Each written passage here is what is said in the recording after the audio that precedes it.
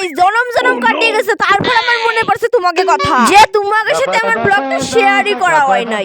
এই রে হচ্ছে ফুলবাড়ির শ্মশানকালী মন্দিরের বাউল মেলা। এই মেলায় ভিড়ের সাথে মেলার মাঠের মধ্যে পাড়াই দেওয়া যায় না, তারপরেও আমরা ঠেলে গুতায় মেলার মধ্যে ঢুয়ে চপ্পল মপল ছিঁড়ে নইছিল। গাইস এই মেলার বিখ্যাত হচ্ছে এই বাউল গান, কিন্তু আমি ওই বাউল গানের ধারেও যেতে চাই নাই, খালি তোমাদের সাথে একটু ভিডিও শেয়ার করবো বলে আমি একটু ভিডিও করতে গেছিলাম, না আমি ধারেও যেতাম না। আমার এতই অপছন্দ এই বাউল গান, কিন্তু আমার এই মেলার মাঠে যত কটা জিনিস আছে সব পছন্দ। এই টাকলুরি দেখো কি দুঃখ, ওর মা কখনে 150 টাকায় দুটো চুড়িদার দেখছে সেই এর পিছনে পড়ে। দিনের বেলা একবার আইছিলাম, রাত্রির বেলা তো আবার আইছি, বিড়ির ঠেলায় পা দিয়ার কায়দা নাই। মনে হচ্ছে কি পিঁপড়ে 14 গোষ্ঠী এসে গাইছে। মেলায় যাই আমরা একটু উড়তে চাইছিলাম, এই জন্য আমরা এই লাইনে লাগছি নগরতলায় উঠবো। বিটা 4-5 পাক ঘুরোইয়ে 50 টান আসছে, কত বড় ডাহাত। এই বিটার ডাহাত তা জানিও আমরা এর উপর ভাই ভাবো আমাকে উড়ার কত শখ। তোমরা এই মেলাটা দেয় নাও, কত বড় মেলা উঠছে। আমার মনে হচ্ছিল কি আমি আকাশে উঠে পাখি।